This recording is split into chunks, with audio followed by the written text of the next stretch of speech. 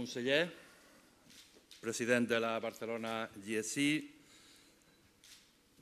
authorities, ladies and gentlemen, indeed, I am very proud to be here again for the second time in this first lecture of the academic year of the Barcelona GSE. It's a great satisfaction for me not only to be here today, but to be, since the beginning, as Conseller Andreu Mas just said, the honorary president of this fantastic institution. I had chosen as the topic for this inaugural lecture Europe, Economic and Monetary Union, and the Euro.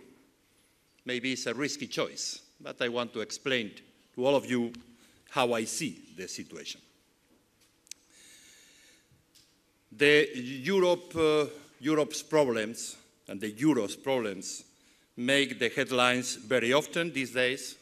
I am afraid they will continue to do so for a while. We repeat that more Europe is the solution, but recently some have argued that Europe is in fact at the origin of many of our current troubles. So, has the solution become the problem? Of course, the solution continues to be Europe. But the answer to the question is not as straightforward as before the crisis. This is why today I want to touch upon what the EU is doing to tackle the consequences of the economic troubles that started in 2008. We are facing indeed complex and difficult challenges. There are no more pressing issues today for the European Union than to relaunch the economy. And to succeed in this endeavor, we must first solve the euro crisis once and for all.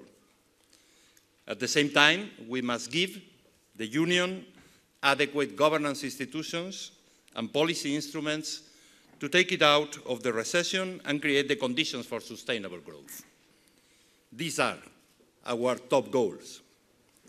Millions of people in every corner of the 27 member states of the Union and beyond share the same concerns.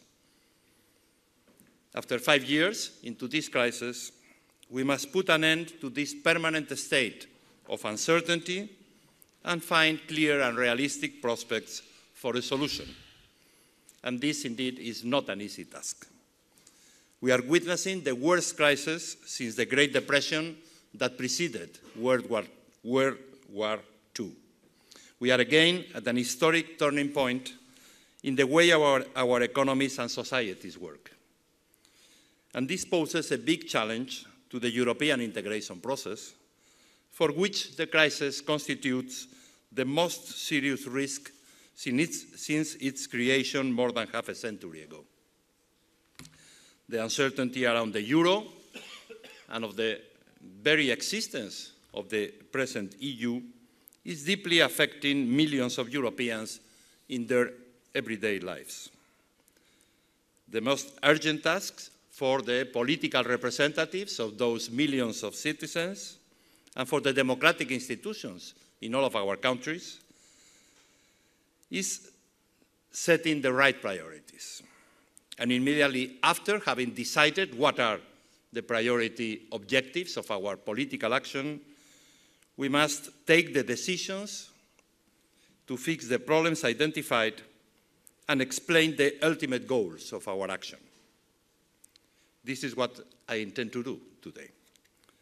Where we are now, I feel that the consensus about what must be done to overcome this crisis is growing. We need to regain trust in the euro. We need to correct the macroeconomic imbalances of our economies. We need to continue with the structural reforms to create the conditions for an economic and social revival in Europe. But once we have described these goals, the difficulties emerge. Because to do so, to put these objectives into practice, we should be ready to adopt and implement many difficult measures. Words and deeds must be very consistent in this difficult period, and this is not always the case.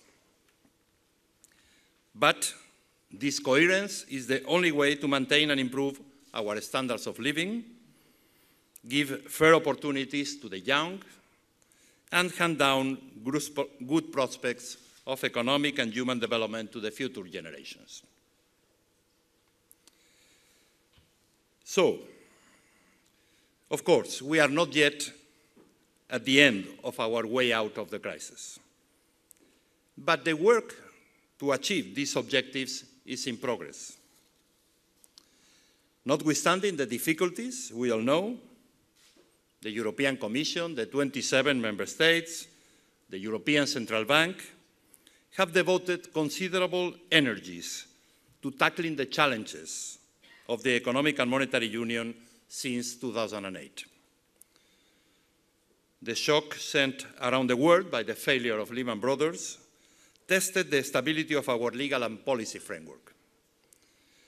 Let us not forget that the Lisbon Treaty, the present treaties of the Union, were at that time, when Lehman Brothers went bust, under ratification by the member states.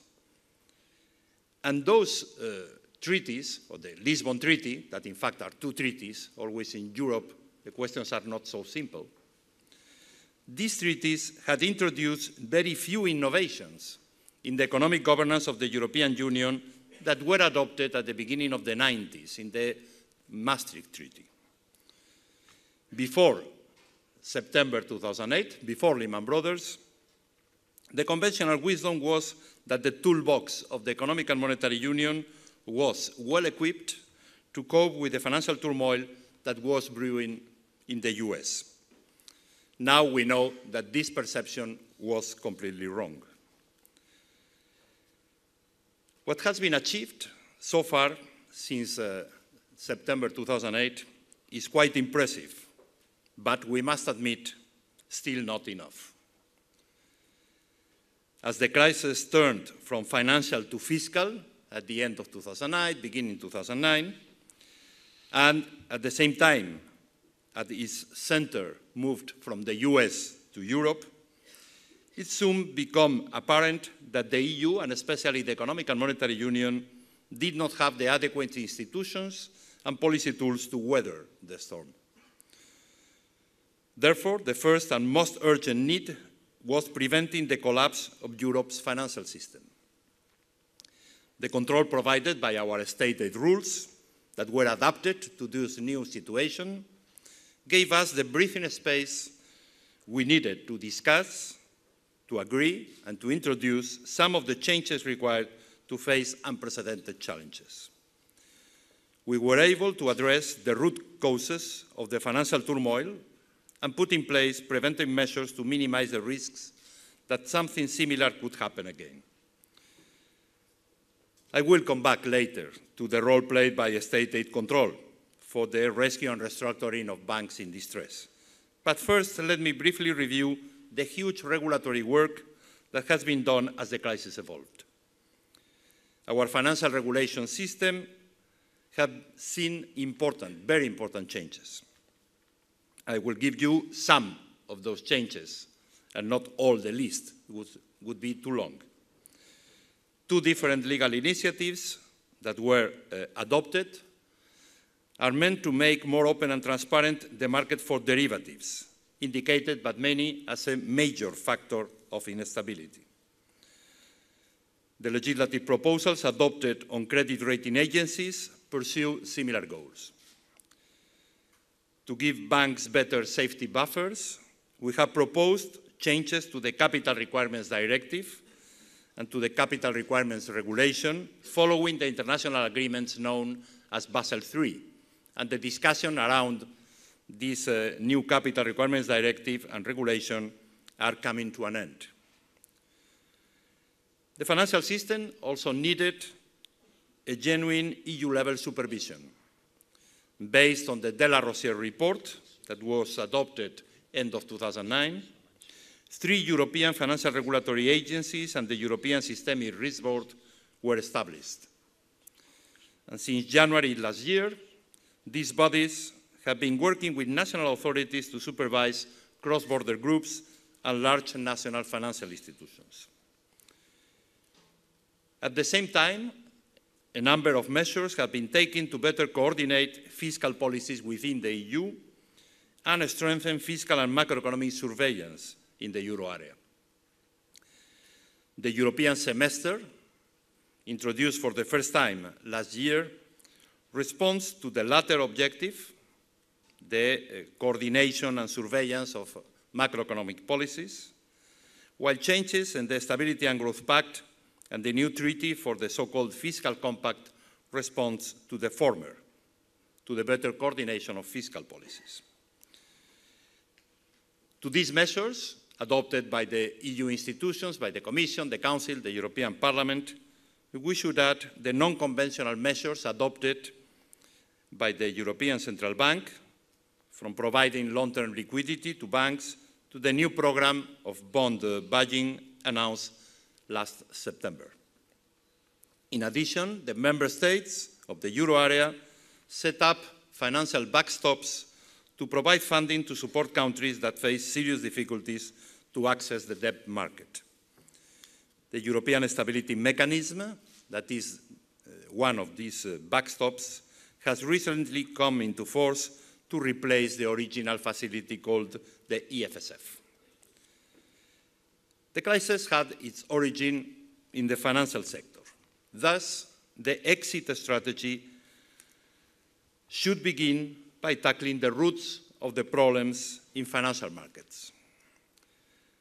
The recession that followed the financial turmoil affected the balance sheets of banks, dragged by toxic assets, which in most of the cases were the byproducts of housing bubbles.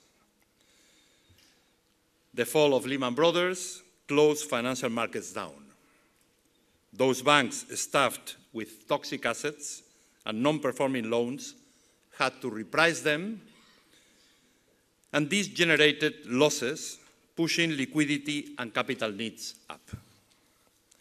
Obviously, at the time, the only way to obtain fresh capital, given that the profits were shrinking, was to sell assets.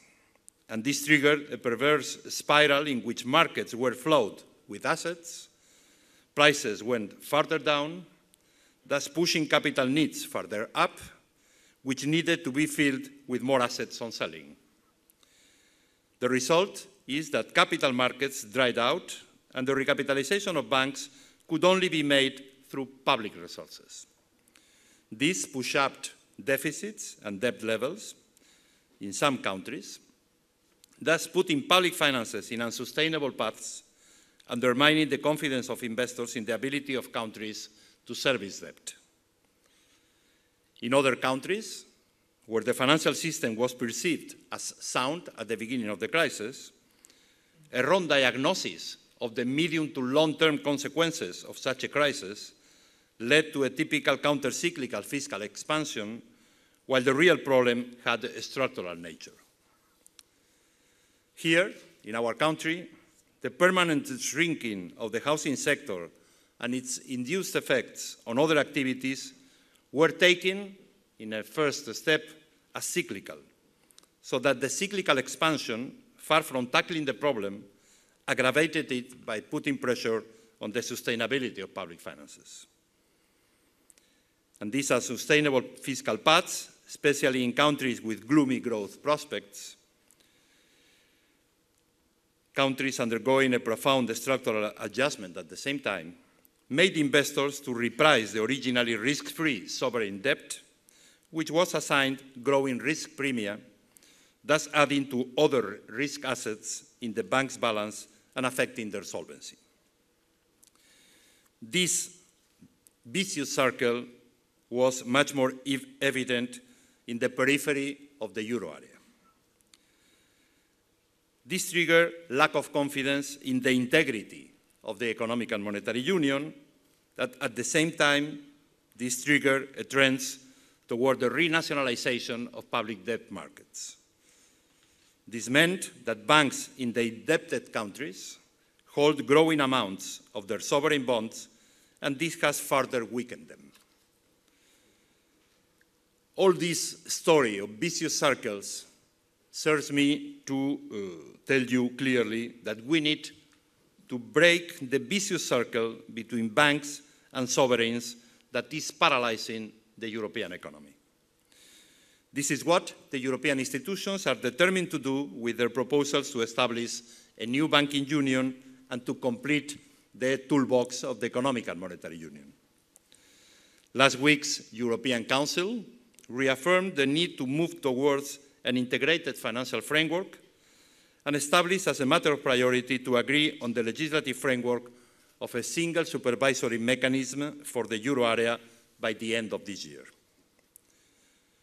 Once adopted, the single supervisor will open the doors to the direct recapitalization of euro area banks by the financial backstop, by the ESM.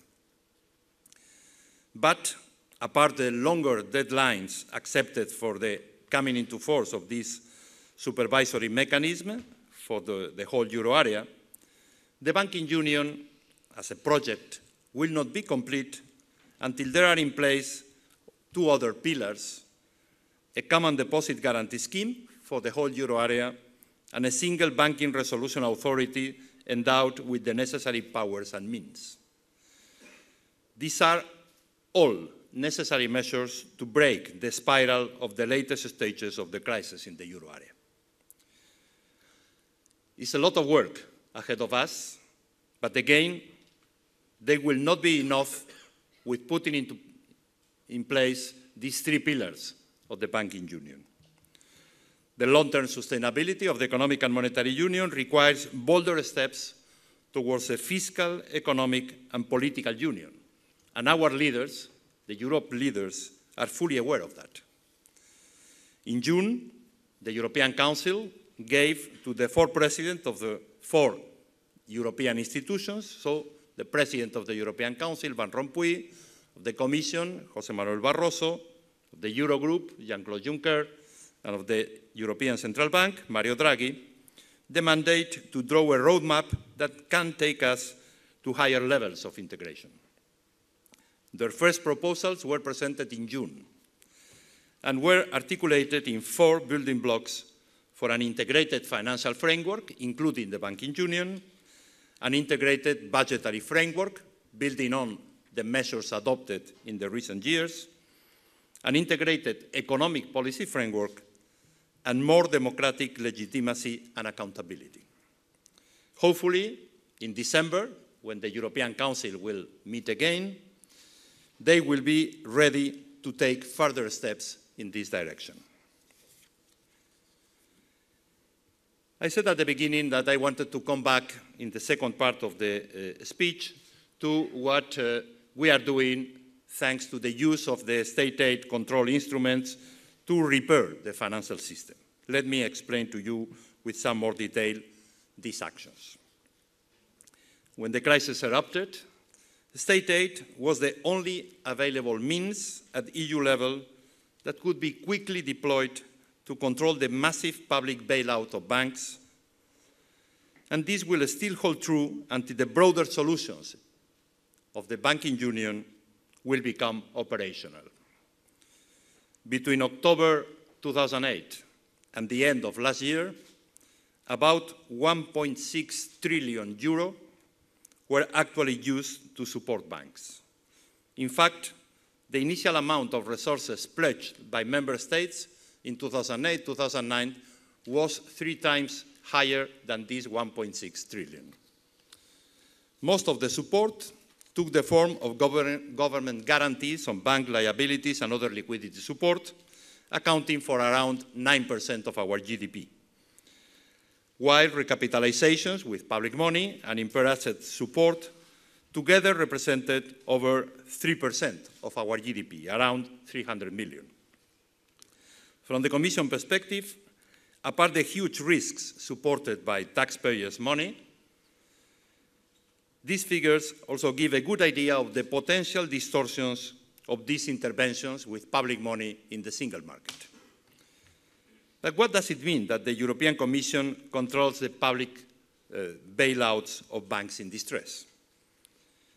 Our general responsibility is to make sure that government support occurs under the same conditions across the single market.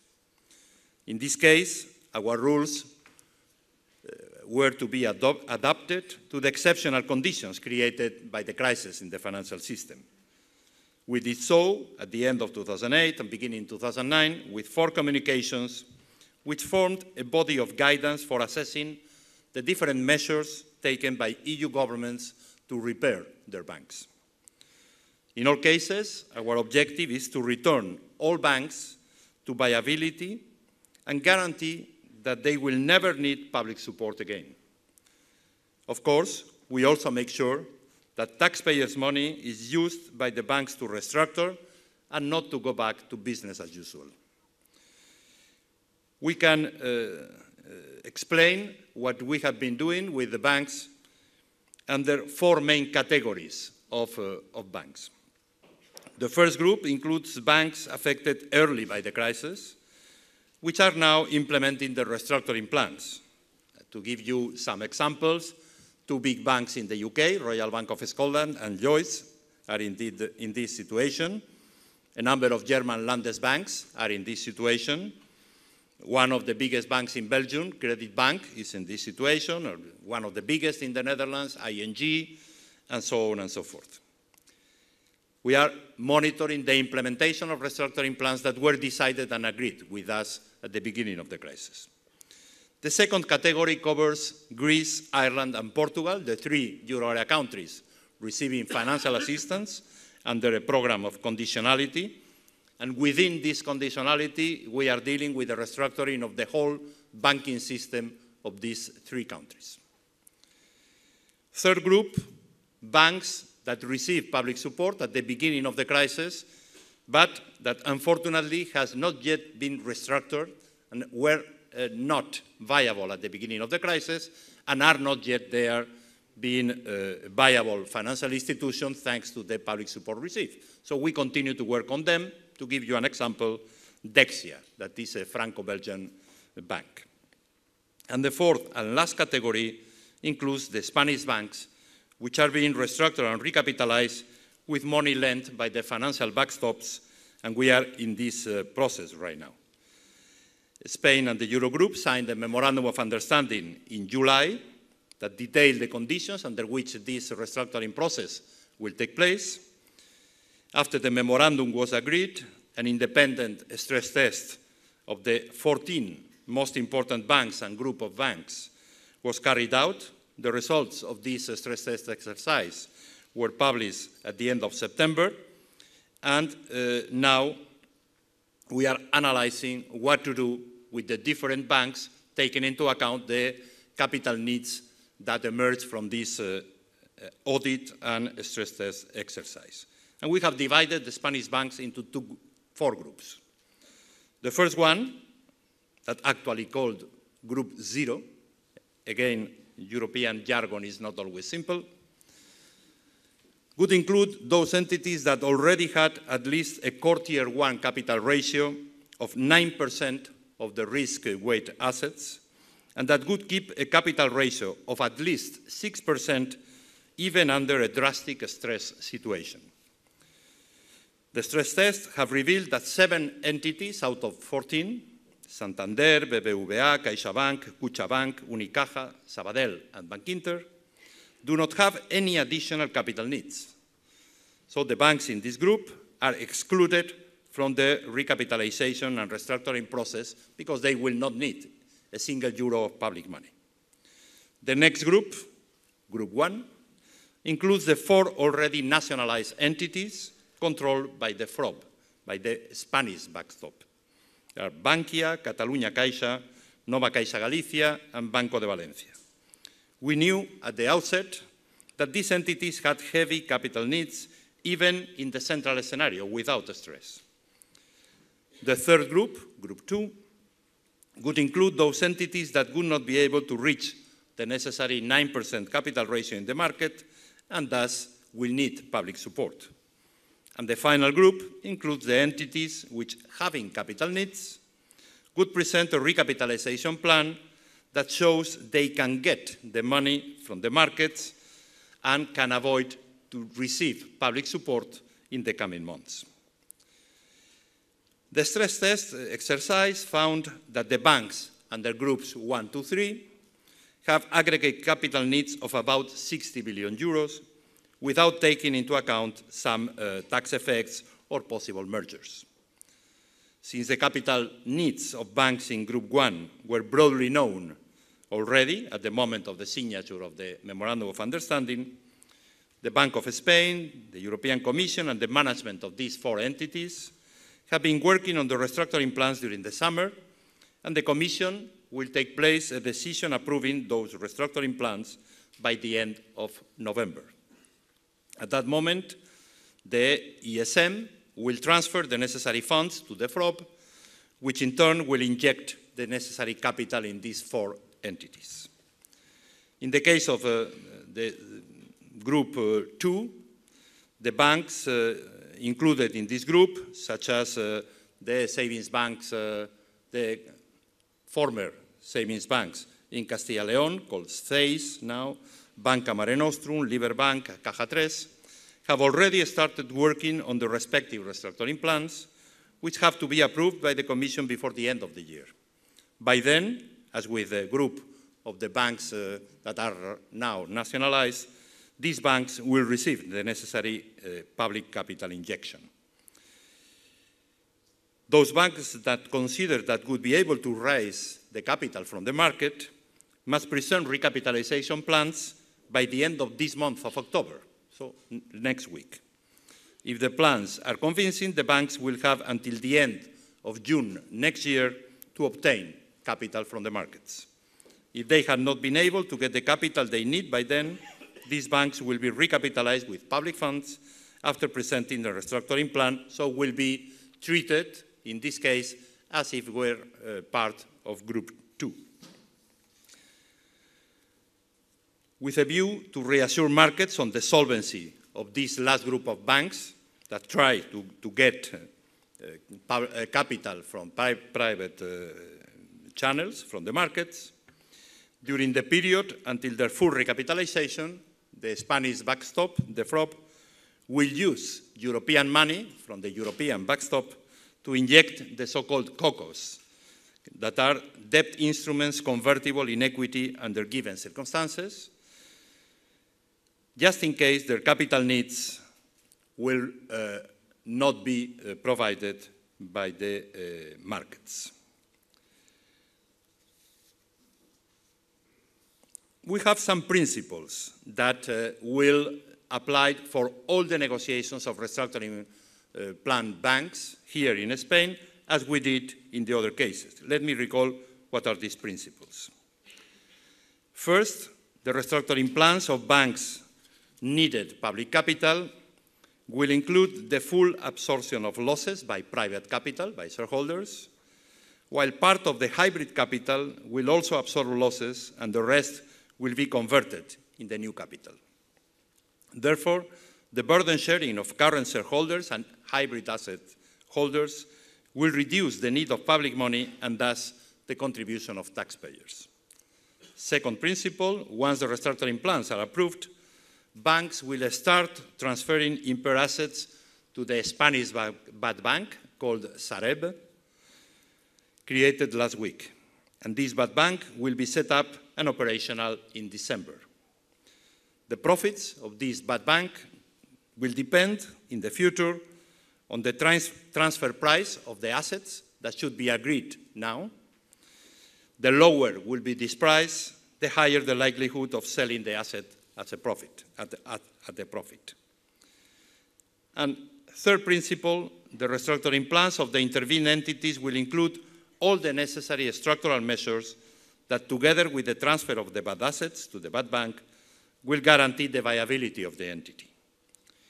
This will usually entail a significant reduction of the size of the balance sheet and the implementation of a sustainable and sound business plan.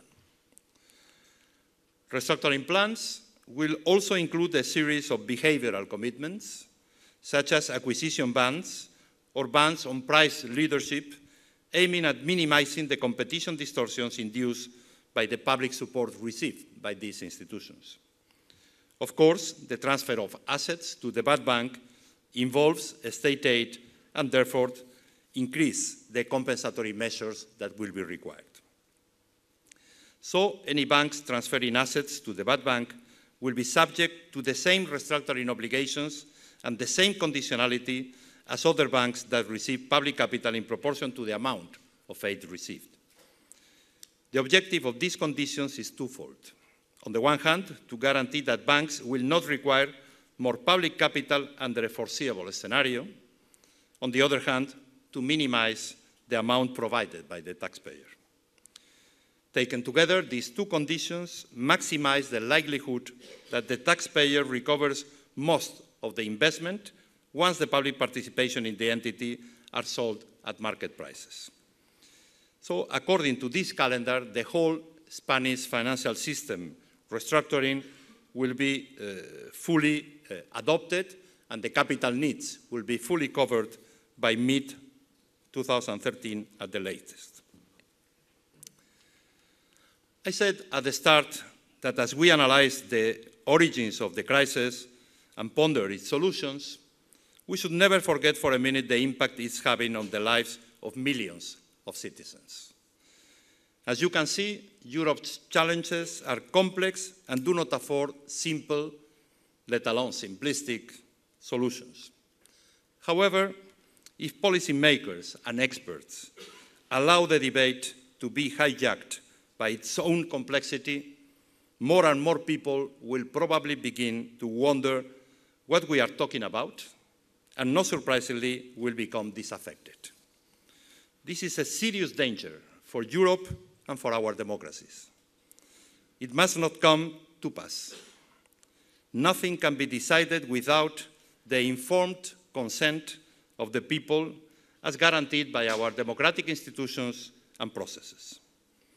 It is the responsibility of political authorities, both at the national level and at the European level, to illustrate clearly the policy options to the citizens and to argue their decisions, and experts and academics should be fully involved in this effort, but it's an effort that should be led by politicians. The civil society, on its part, has the right to hold the decision makers accountable for the options they choose. The problems are there for everyone to see, and everyone agrees on the need to find adequate and sustainable solutions. But there is always more than one way to get there, and this is where a genuine democratic debate is needed. The sacrifices required to consolidate the public budget is the most obvious and pressing example. Almost everyone agrees that the fiscal authorities will have to reduce spending or raise revenues or both. But there are many policy options to reduce the debt, and each will have its own implications. Fiscal and budgetary decisions affect income distribution one way or another. Now, in our advanced democracies, people expect a public debate on things like this, and I believe they have every right to see that their expectations are met. And it would be disingenuous for a government to claim that certain spending cuts or tax hikes were demanded by this faceless center of power called Brussels. That is simply not the case. Every major decision taken in our common European institutions is the result of agreements involving all member states and their democratic institutions. The crisis has produced painful consequences for our people, and the efforts still required to overcome it are huge. Europe is the place where these efforts can better manage and fairly distributed. It's possible, indeed, that some mistakes were made in Brussels or in Frankfurt. But to put in danger the European integration and the economic and monetary union built around the euro would be a tragic and historic error. Let me end this explanation of what we are doing in Brussels, in Europe, to overcome the crisis with my wishes that your academic year will be extremely fruitful and successful, and thanks again to the Barcelona GSE responsibles and authorities for having invited me to be here today with all of you. Thank you very much.